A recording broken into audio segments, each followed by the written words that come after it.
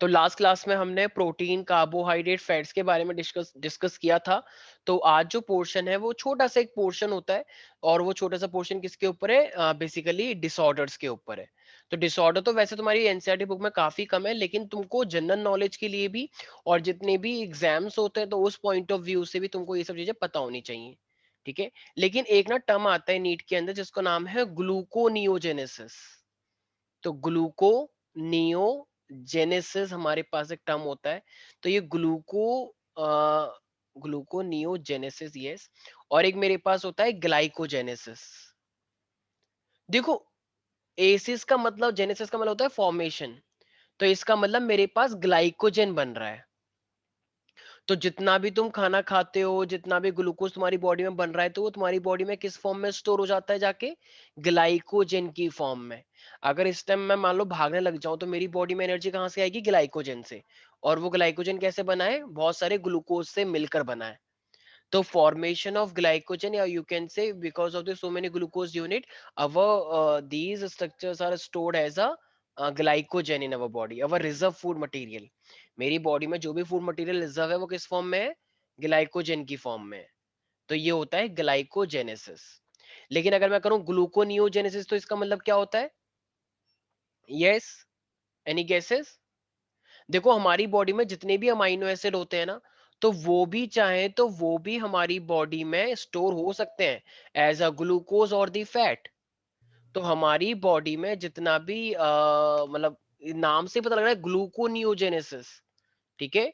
तो हमारी बॉडी में जो भी ग्लूकोज है या जो भी फैट है, तो अगर वो मेरे पास जितना भी एक्स्ट्रा अमाइनो एसिड है वो किस में कन्वर्ट हो जाता है? फाइनली ग्लूकोज में कन्वर्ट हो जाता है। तो ग्लूकोज में कन्वर्ट होता है, इसी को बोलते हैं gluconeogenesis. Good evening sir. Good evening.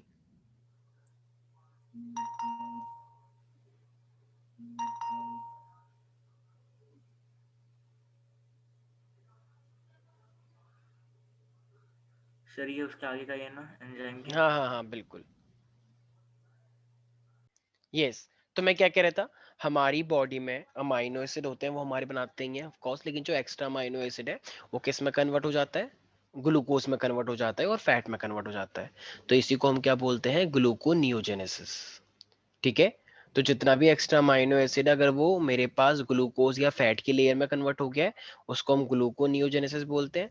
और जो ग्लाइकोजेनेसिस होता है, तो जितना भी हमारी बॉडी में एक्स्ट्रा या एक्सेस मोनोसैकेराइड होता है वो किस में कन्वर्ट हो जाता है? वो फाइनली ग्लाइकोजन में कन्वर्ट हो जाता है, जिससे कि हमारी बॉडी में ग्लाइकोजन रिजर्व फूड मटेरियल है। तो जितना भी तुम्हारी बॉडी में एक्स्ट्रा ग्लूकोज है वो ग्लाइकोजन बन जाता है, इसे बोलते हैं ग्लाइकोजेनेसिस। और जितना भी एक्स्ट्रा अमाइनो एसिड है प्रोटीन से जो मिलता है, वो किस में कन्वर्ट हो जाता है? ग्लूकोज में या फैट की लेयर में। इसे हम क्या बोलते हैं? ग्लूकोनियोजेनेसिस। ठीक है। Yes sir. तो ये है हमारे पास, ये चीज याद रखनी है। अब हम आते हैं, वैसे तो हमने काफी पोर्शन कर ही लिया था। ठीक है।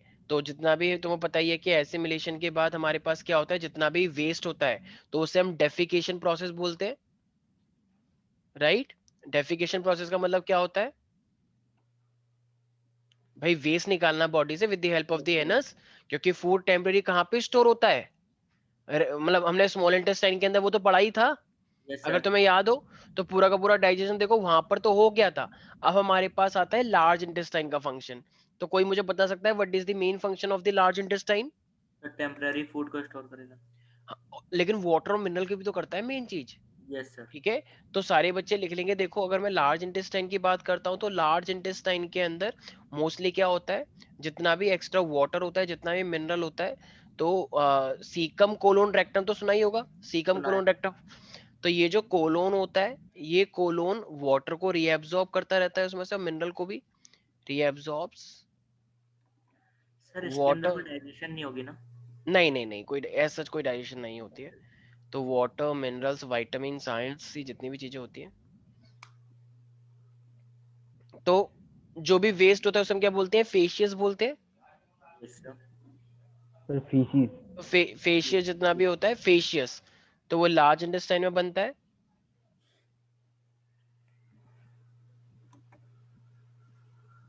ठीक है। तो ये बेसिकली बाहर निकल जाता है। So elimination of this solid waste from the large intestine, it is called egestion. ठीक है। अब यहीं पर ही लार्ज इंटेस्टाइन में एक और चीज होती है जिसका नाम क्या होता है, अपेंडिक्स, एम आई राइट? Yes sir. तो लार्ज इंटेस्टाइन में एक और पार्ट होता है जिसका नाम होता है appendix, and this is considered as a, can we say, vestigial organ. Yes, it sir. Is considered as a vestigial organ in humans. लेकिन ये एक्टिव किस में रहती है, एक्टिव किस में रहती है? अरे जितने भी एनिमल होते हैं उन सबके अंदर तो Cows. एक्टिव, हाँ हाँ बिल्कुल, जितने भी एनिमल है, हर्बीवोरस जो जितने भी हैं, राइट? Yes sir. Yes, ठीक sir. है।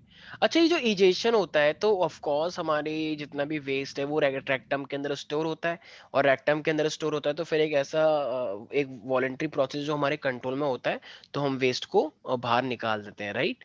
तो यस सर। ये चीज हमें ध्यान रखनी है। ठीक है। तो इस ये तो चलो हुआ पूरा का पूरा डाइजेशन और लार्ज इंटेस्टाइन के बारे में, इतना ही है। ठीक है। अब हम यहाँ पे सबसे लास्ट टॉपिक पढ़ते हैं जिसका नाम क्या होता है, डिसऑर्डर्स। तो ये जो मेरे पास डिसऑर्डर होते हैं तो सबसे पहली बात मेरे पास क्या होती है, इन्फेक्शन। तो सबसे पहला वाला जो है वो उसे हम बोलते हैं इन्फेक्शन। तो देखो, हम तुमको पता है कि मेरे पास एक बैक्टीरिया होता है, मेरे पास एक वायरस होता है।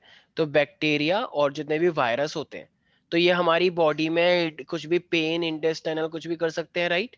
Yes sir. तो उससे क्या दिक्कत हो सकती है जरा बताना एक बार, अगर मान लो तुम्हें कोई भी बैक्टीरिया, फंगस ने या जॉन्डिस हो बैक्टीरिया, सकता है, वायरस ने तुम्हारे वॉमिटिंग। इंटेस्टाइन को अफेक्ट कर दिया, तो क्या क्या चीजें हो सकती हैं? Sir jaundice, vomiting, diarrhoea. अच्छा, और?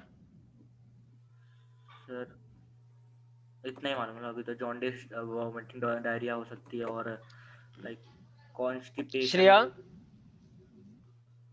Yes sir. इन्फेक्शन जब होता है तो हमें क्या क्या दिक्कत हो सकती है, अगर हमको इन्फेक्शन हो गया, कोई भी इंटेस्टिनल इन्फेक्शन? इंडाइजेशन, ठीक है, और क्या? डायरिया एंड वो वोमिटिंग वही। वो ओके, ठीक है। तो सही है। तो हमारे पास क्या होता है, देखो ये जो कुछ बैक्टीरिया होते हैं, ठीक है, बैक्टीरिया के अंदर बहुत सारे वॉर्म्स भी आएंगे वैसे तो भी, मतलब कुछ वॉर्म्स भी होते हैं, वो बैक्टीरिया से हटकर एक्चुअली। तो बैक्टीरिया हो गया, और कुछ वायरल इन्फेक्शंस होते हैं वायरस की वजह से। तो ये क्या करते हैं, इन्फ्लेमेशन कॉज करते हैं। इन्फ्लेमेशन का मतलब तुम कुछ भी ले सकते हो, पेन हो रहा है, स्वेलिंग हो रही है, या अजीब सा कुछ भी लग रहा है, तो वो सब इन्फ्लेमेशन के अंदर आता है। तो इन्फ्लेमेशन जब भी होगी इंटेस्टिनल ट्रैक की, इसमें हम कुछ भी लेके चल सकते हैं जिससे भी तुम्हें अनकंफर्टेबिलिटी वाली स्टेज लग रही है। अब वो स्वेलिंग है या कुछ भी है या घाव टाइप का है, कुछ भी है, तो उसे हम क्या बोलते हैं, इन्फ्लेमेशन हो रहा है। तो अब तुमने सुना होगा कि जो छोटे छोटे बच्चों के पेट में कीड़े बन जाते हैं, राइट? Yes sir. जब वो ज्यादा का वो खाते हैं मीठा, तो यस सर। टेप वॉर्म हो गया, हुकवॉर्म हो गया, टेवॉर्म होता है ना, देखिए सुना होगा, सुना हुकवॉर्म है। होता है। ठीक है, ऐसे बहुत सारे वॉर्म्स होते हैं जो कि इन्फेक्शन कॉज करते हैं। ठीक है।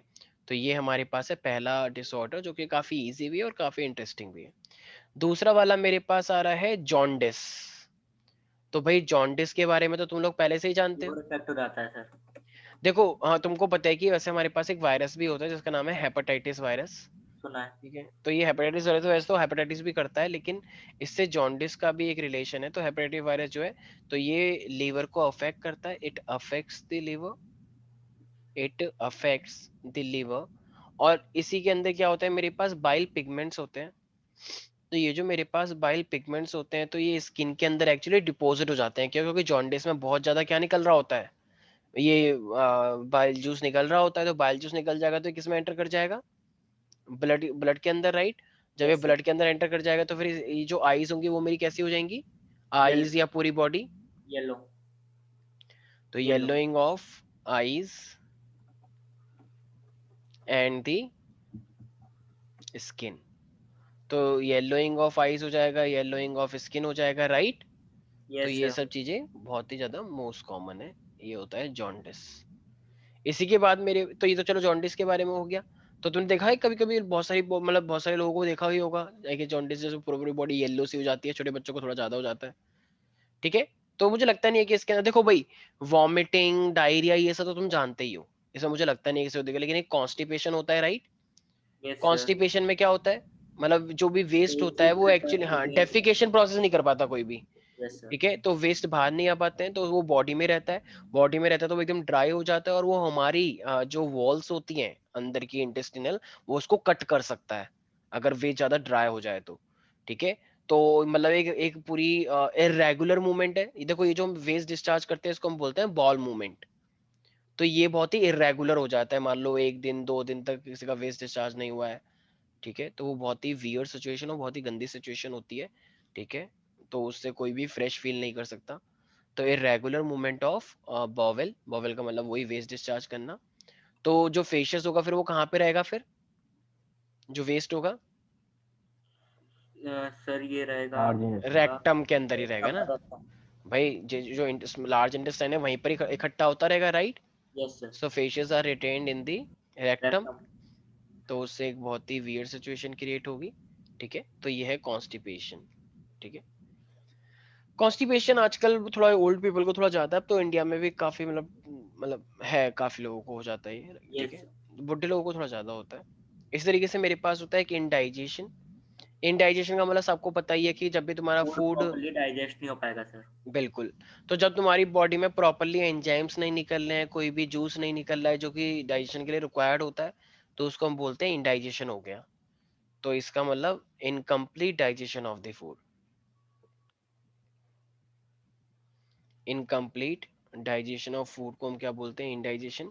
तो ये किस वजह से होता है, तो we will call it as lack of secretion of digestive enzyme.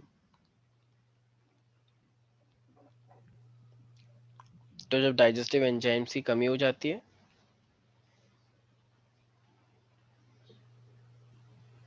ठीक है भाई, यस सर। तो जब भी ये होगा तो तुम्हारी बॉडी में जो भी खाना है वो पूरी तरीके से डाइजेस्ट नहीं होगा और उससे काफी दिक्कतें ऑफ कोर्स तुम लोगों को फेस करनी पड़ेगी, ठीक है। तो ये है मेरे पास इनडाइजेशन। अच्छा, ये तो चलो बहुत ही वैसी डिजीज है जो कि तुम्हारे खाने से रिलेटेड, लेकिन तुम लोगों को पता होगा एक ना बहुत ही ज्यादा डेफिशिएंसी डिजीज आती है, और ये गवर्नमेंट जॉब्स के अंदर थोड़ा काफी पूछा जाता है, मतलब जितना जनरल अवेयरनेस होता है। तो ये 2 डिजीज है, तुम लोगों को इसके बारे में पता होना चाहिए। एक मेरे पास होता है क्वाशियरकर, पता नाम है सुना सर। होगा, क्वाशियरकर। Yes sir. और एक मेरे पास होता है मरसमस, मर्स मर्स। ठीक है। तो ये मेरे पास 2 टाइप की बहुत ही फेमस डिजीज है। देखो, क्वाशियरकर जो होता है ना, ये होता है किसकी डेफिशिएंसी की वजह से, सिर्फ और प्रोटीन। सिर्फ प्रोटीन। प्रोटीन तुम्हें डेफिशिएंसी। कैसे पता ये बात? सर आपके नोट्स में दे रखा था, पढ़ा था। ओ, कौन से नोट्स? सर आपने मॉड्यूल्स भिजवाए थे ना। अच्छा, वो पढ़ लिया तुम लोगों ने? अरे हाँ। वाह, पहले ही पढ़ के बैठे हो, वेरी गुड। मैं तो देखो है, मैं तो करवाया भी नहीं है। और तुम भी पढ़ रहे हो चंदन?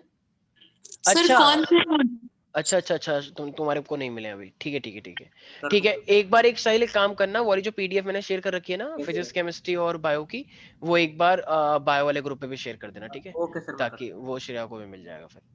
ठीक है। Thank you sir. हाँ, तो ये मेरे पास है प्रोटीन, एक हमारा मतलब मॉड्यूल है एक आईएलसी का, तो वो एक बार मतलब काफी अच्छा है वो, तो उसके लिए क्वेश्चन प्रैक्टिस के लिए और कुछ कुछ नोट्स हैं। फिजिक्स का आई नो, फिजिक्स का तो देखो डेरिवेशन होता है, तो लेकिन केमिस्ट्री और बायो का बहुत प्रॉपरली है, तो अच्छा लगेगा यस तुम्हें। सर। Okay okay. तो प्रोटीन और कार्बोहाइड्रेट की डेफिशिएंसी कैसे होता है, तो देखो ये जो मेरे पास है ना प्रोटीन क्वाशियरकर, तो ये मेरे पास डेफिशिएंसी सिंड्रोम होता है। तो डेफिशिएंसी सिम्टम्स के वैसे क्या क्या होंगे, देखो सबसे पहली बात, ब्रेन में दिक्कतें आ जाएगी, तुम्हारे रिटार्डेड ग्रोथ होगी, लेग्स थोड़े फूल से जाएंगे जिसे हम ओडीमा बोलते हैं, लेग्स का फूल जाना।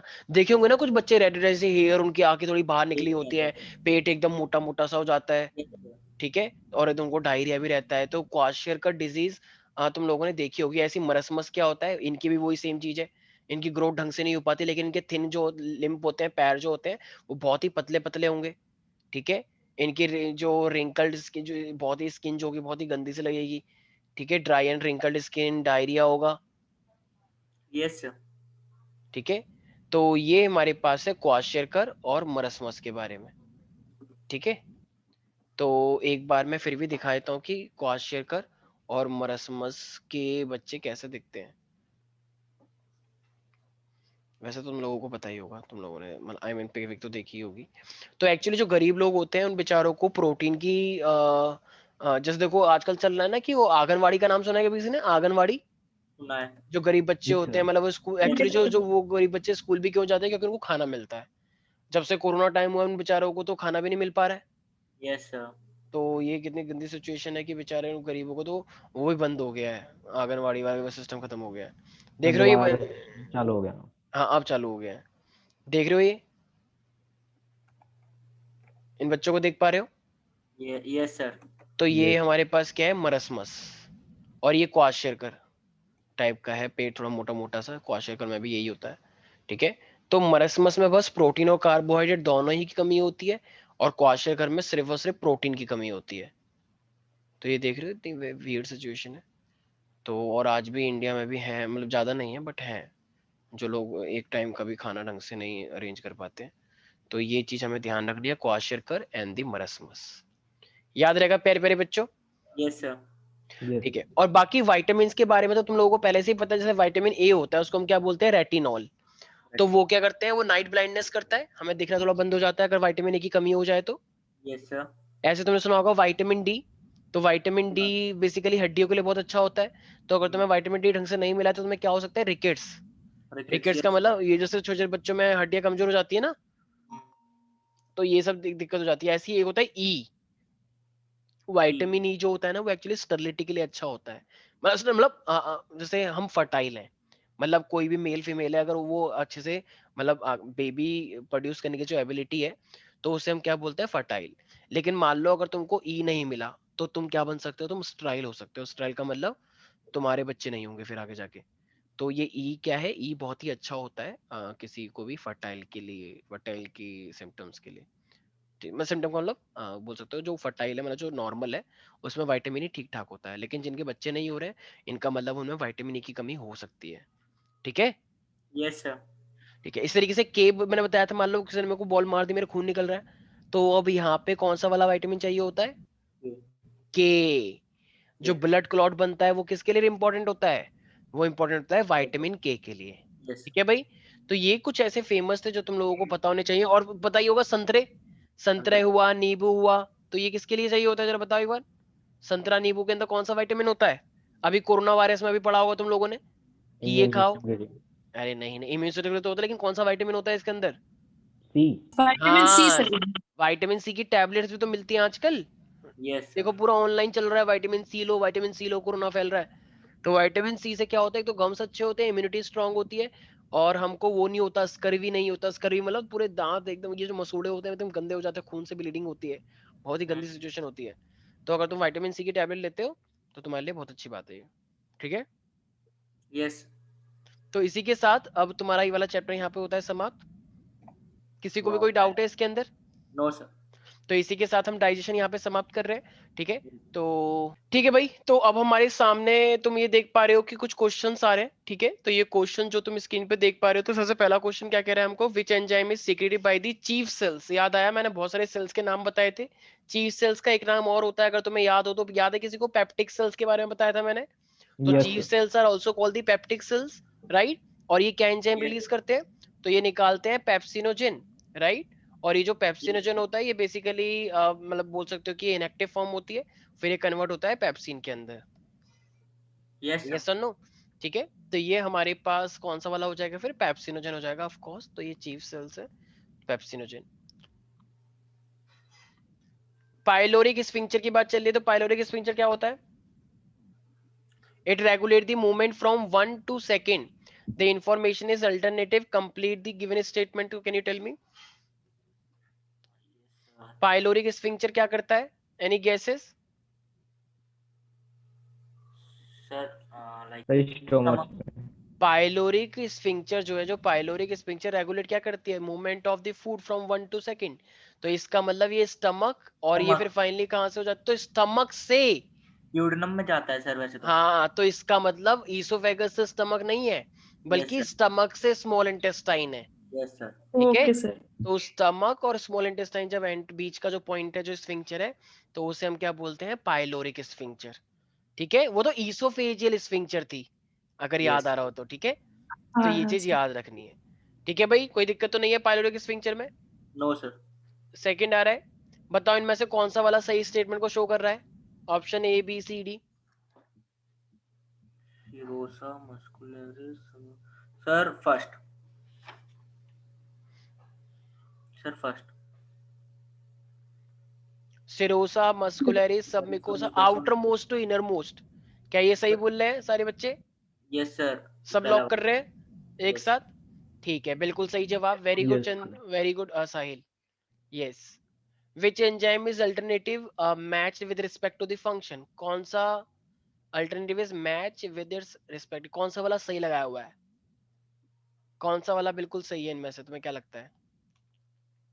सर सी। सी। याद है मैंने बताया था रेनिन जो होता है वो मिल्क के ऊपर यस करता सर, है छोटे छोटे याद है। बच्चे। तो छोटे यस, छोटे बच्चे जो ज्यादा दूध पीते हैं तो ऑफ कोर्स अंदर ज्यादा क्या निकलता है? रेनिन निकलता है। यस हमारे सर। अंदर भी निकल सकता है क्योंकि हम भी दूध पीते हैं, तो जो पीते हैं ऑफ कोर्स उनके लिए तो यही है। तो रेनिन, बाकी सब तो गलत लिखा है ना। लाइसोजाइम तो बैक्टीरिया को मारता है। पेप्सिन नहीं नहीं, ये तो बिल्कुल ही गलत लिखा हुआ है। एंटेरोकाइनेस नहीं नहीं, बिल्कुल गलत है ये भी। ठीक है, तो ये इनके फंक्शन है ही नहीं, यही सही है बस, सी वाला। Yes sir. कह रहे हैं विच of the following statement about the chyme. याद है चाइम मैंने बताया था, जब हम इंगल्फ करते हैं तो सर चाइम बन बोलस जाता है। और एसिडिक। बिल्कुल, तो ये मेरे पास चाइम आ गया, तो इनमें से कौन सा वाला सही है? तो स्टमक, हाँ चाइम बन जाता है वो, तो जरा बताओ खुद क्या हो जाएगा फिर, क्या लगता है? चाइम,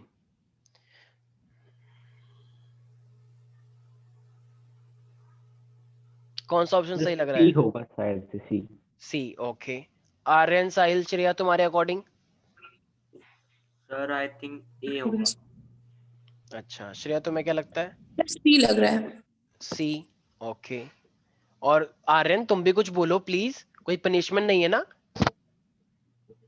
सी है सर। बिल्कुल सही है। चाइम होता है थोड़ा पार्शली डाइजेस्टेड और acidic food in the stomach, उसी को हम क्या बोलते हैं? चाइम बोलते हैं। तो स्टमक में तो फुल डाइजेशन वैसे नहीं हो सकता, यस खुद सर। सोचो, भाई पूरा डाइजेशन तो होता है स्मॉल इंटेस्टाइन में, तो ये तो थोड़ा सा लॉजिकल भी लगा सकते थे। तो चाइम क्या होता है हमारे पास? तो remember everybody, the acidic thick and the partially digested food which are present in our stomach, it is called time. Chyme. Yes.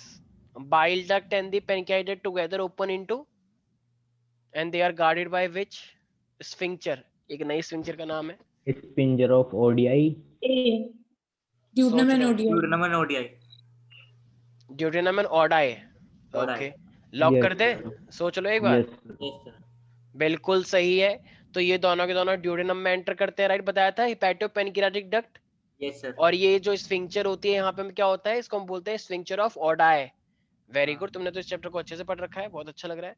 तुमने पढ़ाई कर लिया या स्कूल में टेस्ट हो गया इसका इसलिए, कुछ नहीं हुआ अभी तो। या मैंने बहुत अच्छा पढ़ाया है? थैंक यू तो सो आपने मच। अच्छा पढ़ा है। ठीक है, ठीक। तो ये मेरे पास है, पर तुम्हें याद है, ये बहुत बड़ी बात है। Very good. Which of the following substances covers the crown region of the human tooth? देखो हमारे ना यहाँ पे एक्चुअली क्राउन होता है, तो ये वैसे तो ज्यादा स्ट्रक्चर है नहीं सिलेबस में, लेकिन स्टिल मैं बता देता हूँ कि हमारे जो टीथ होता है यहाँ पे क्राउन होता है। तो कह रहा है कि which substances cover the crown enamel. Region of the human tooth. तो बताओ कौन सा वाला एनिमल। होगा? एनिमल। Sir enamel. लॉक कर दे? इनामल। Yes sir. सोच लो बेटा एक बार। यस सर, एनिमल ही होगा। अच्छा एक सेकंड, एक सेकंड, मुझे ऐसा क्यों लग रहा है कि, अच्छा तुमने ये वाला बता दे, ठीक है ठीक है ठीक है।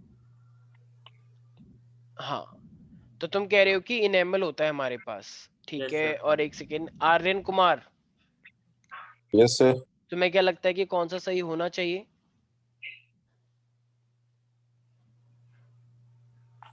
इनेमल ही होता है, ठीक है।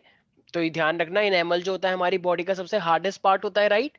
Yes sir. सबसे हार्डेस्ट पार्ट जो कि पूरे पूरे क्राउन रीजन को कवर करके रखता है ह्यूमन टूथ को। So yes sir. Enamel is the hardest part, इस चीज का ध्यान रखना है।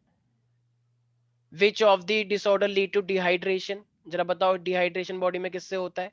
इसलिए डॉक्टर एक चीज देता है, ORS, ओरल रिहाइड्रेशन। तो सोचना जरा, बहुत ही इजी क्वेश्चन है।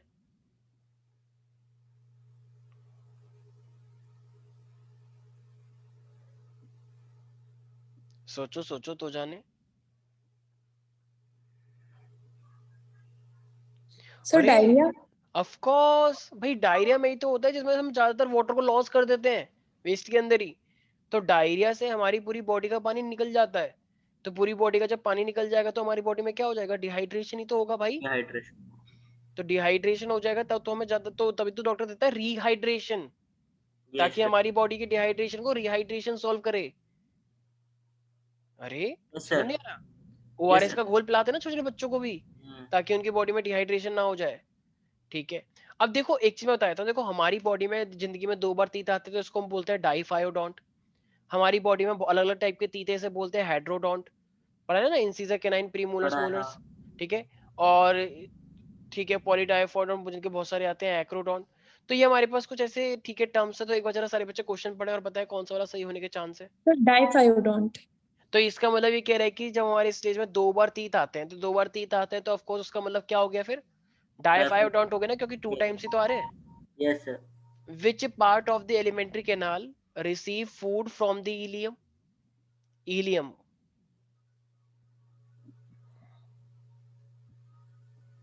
सोचो।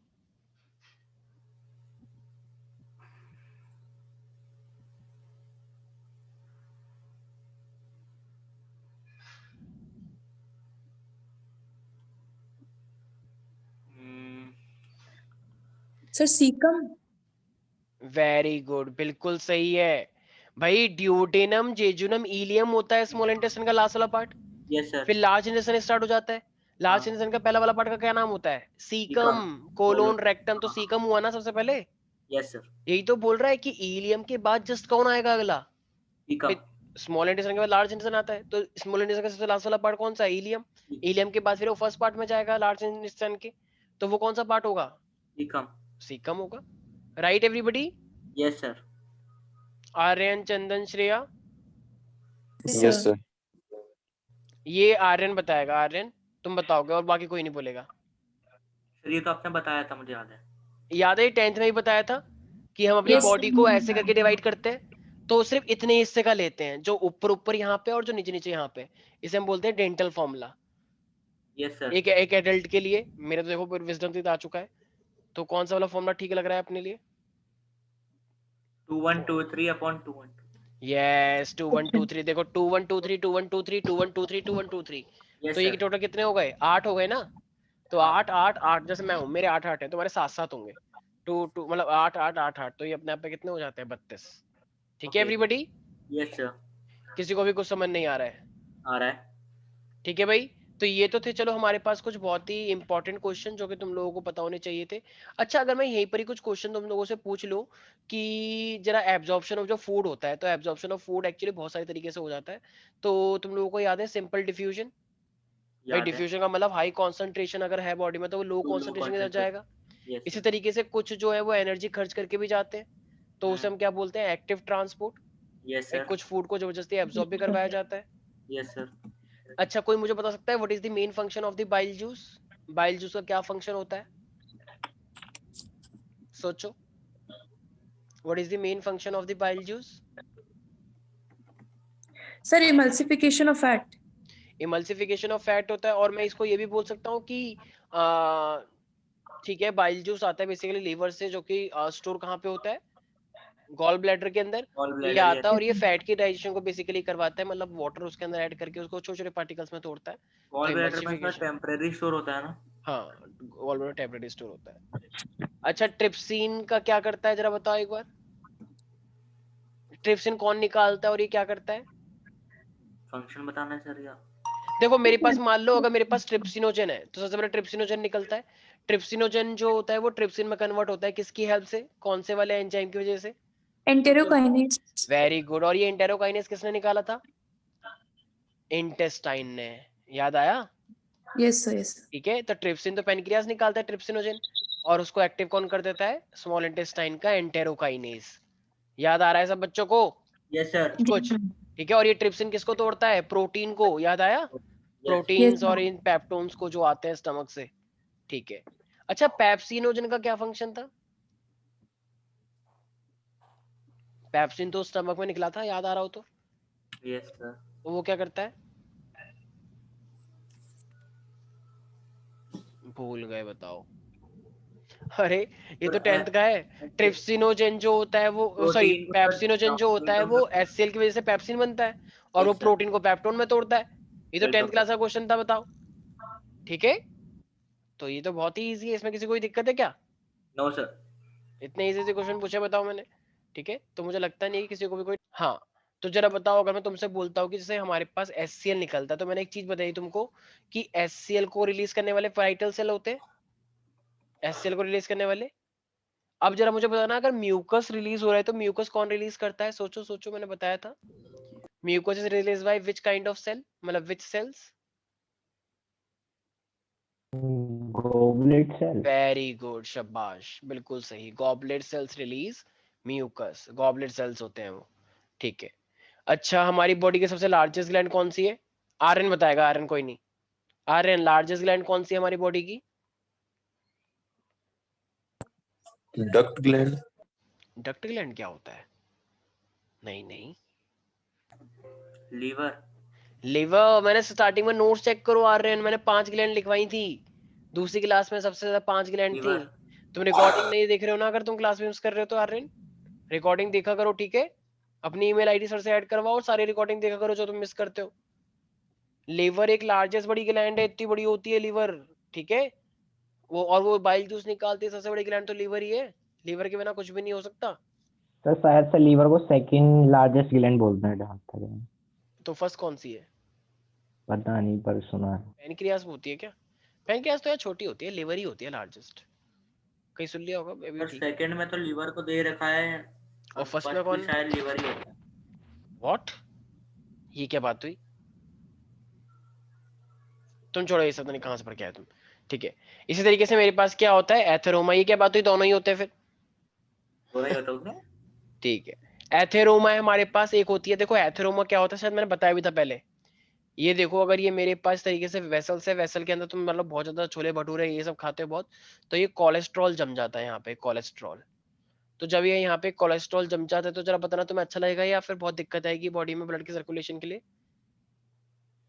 दिक्कत आएगी। दिक्कत आती है ना भाई। तो हमारी जब आर्टरीज के अंदर ऐसा कोलेस्ट्रॉल जम जाता है तो वो बहुत ही बुरी बात होती है।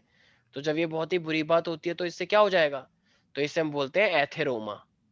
ठीक है एवरीबॉडी? Yes sir. ओके। अच्छा, ये मिसल्स क्या होते हैं वैसे? Micelles, micelles. सर जहाँ तक सुना है शायद से वाटर सोल्यूबल होते हैं और ये मतलब इनके अंदर देखो देखो, मोनोग्लिसराइड और ये जो फैटी एसिड। फैटी एसिड होते हैं ना हमारे, तो ये मोनोग्लिसराइड जो होते हैं, तो जब इनको और डाइजेस्ट किया जाता है ना, तो फाइनली हमारे पास ये मिसल्स की फॉर्मेशन होती है। मतलब बहुत ही छोटे छोटे टाइप के ड्रॉपलेट बनते हैं। जैसे तुम पानी के अंदर ऑयल डाल दो और ऐसे मिक्स कर दो, तो तुम्हें ना छोटे छोटे पार्टिकल से दिखते हैं पानी के अंदर, थोड़ा चमक चमक से मार के। तो वो काइंड ऑफ छोटे छोटे, जो वैसे तो आंख से नहीं देख पाते हम, तो उनको जब हम उस माइक्रोस्कोप से देखते हैं, हमें मिसल की फॉर्मेशन होती है, राइट? तो इसका मतलब जो मोनोग्लिसराइड होते हैं, जो कि एक तरह से लॉन्ग चेन होते हैं फैटी एसिड के, तो वो फाइनली बाइल सॉल्ट के साथ क्या बनाते हैं? बहुत ही छोटे छोटे ड्रॉपलेट, और जिसको ही तुम बोलते हैं एमल्सिफिकेशन ऑफ फैट। तो एक बड़ी सी फैट की लेयर को तुम्हें छोटे छोटे हिस्सों में तोड़ना है, तो छोटे छोटे हिस्सों में तोड़ के तुम क्या बनाते हो? मिसल बनाते हो। ठीक है? Yes sir. यस। अच्छा, तो जरा मुझे एक बात बताना, ये मेल न्यूट्रिशन से रिलेटेड दो डिजीज होती हैं, क्या होता है ये मेल न्यूट्रिशन? और दो डिजीज कौन सी हो जाती हैं? कौन सी सर? मेल न्यूट्रिशन, कुपोषण। कुपोषण से रिलेटेड दो डिजीज होती हैं, बहुत फेमस डिजीज है, वो नाम बताओ। Sir marasmus and kwashiorkor. Yes, marasmus and kwashiorkor. तो क्वाशियोकर किससे होता है बेसिकली? प्रोटीन। और marasmus? Carbohydrate protein. And very good, carbohydrate. ठीक है। अच्छा, ये लैक्टिल्स क्या होते हैं? लैक्टिल्स, देखो जो वेलाई होते हैं ना हमारे पास एब्जॉर्प्शन के लिए ऐसे इंटेस्टाइन के बाद, तो तुमको बताइए, these are the finger like projections जो कि फूड को एब्जॉर्ब करते हैं, मैं राइट? Yes sir. क्योंकि ये सारे के यस। सारे ब्लड सप्लाई से कनेक्ट होते हैं। तो यहीं पर ही हमारे पास क्या होता है? लिम्फ भी तो होता है। तो उस लिम्फ का क्या काम होता है? वो जितना भी फैट होता है उसको एब्जॉर्ब करवाने में हेल्प करता है, यस और नो? यस तो सर। वेलाय में लिम्फ भी होता है, और इसी को हम बोलते हैं लैक्टिल। तो lymph vessels are they are found in the villi, जिसको हम बोलते हैं lacteals, and they are very helpful for the digestion of fat, I mean, or you can say absorption of fat also. ठीक है? तो lymph यस। vessel होती है हमारे पास, जो कि villi के पास होती हैं, और ये डाइजेशन भी हेल्प करवाने में हेल्प करते हैं जिसके फैट की। ठीक है भाई? Yes sir. ओके। अच्छा, ये स्टमक के जो पार्ट के नाम होते हैं, क्या नाम है स्टमक के पार्ट के नाम? स्टमक के भी तो नाम है पार्ट के। कंडक्ट, कार्डिक और पाइलोरिक और बॉडी और बॉडी। एक। ठीक है ठीक है, इतना काफी है, ठीक है। गुड, वेरी गुड, शाबाश। अच्छा, देखो यार, ये तो काफी मतलब बिल्कुल बहुत अच्छा बताया। लेकिन मैं तुम्हें एक चीज बताई थी, जो डीएनए है, जितने भी चीजें तुम खाते हो, दाल वाल सब्जी वब्जी, तो उसका भी तो डीएनए होता है। होता तो है। जब जब उसका डीएनए होता है तो उसको भी तो तोड़ना पड़ता होगा बॉडी में। तो वो कैसे कैसे टूटता है, कोई बता सकता है? न्यूक्लियो न्यूक्लियोटाइड्स में और फिर न्यूक्लियोसाइड बन जाता है। वेरी गुड, बिल्कुल सही भाई। हमारा डीएनए न्यूक्लियोटाइड से मिलके बना है, तो हम क्या लेते हैं एंजाइम न्यूक्लियोटाइडेज, तो वो क्या बनता है न्यूक्लियोसाइड प्लस फॉस्फेट बनता है। Yes sir. फिर हम क्या लेते हैं न्यूक्लियोसाइडेज, तो न्यूक्लियोसाइडेज की वजह से फिर वो क्या बन जाता है sugar nitrogen base. Plus nitrogen base और प्लस फॉस्फेट, राइट? बोलो। Yes sir. यस। ठीक है, तो ये अलग अलग मेरे पास तरीके से। और फिर हम ये शुगर जो है मतलब बेसिकली टूट गया, तो यही मेरा कि मतलब एक न्यूक्लियोटाइड पूरा पूरा टूट के स्मॉलेस्ट मतलब स्मॉल पार्टिकल्स में हम बेसिकली तोड़ना होता है, उसी को हम ये सब बोलते भी हैं। अच्छा, कभी कभी एग्जाम में आता है कि ये लाइपेजेस और डाईपेप्टाइडेजेस में मेन डिफरेंस होता है, क्या कोई बता सकता है?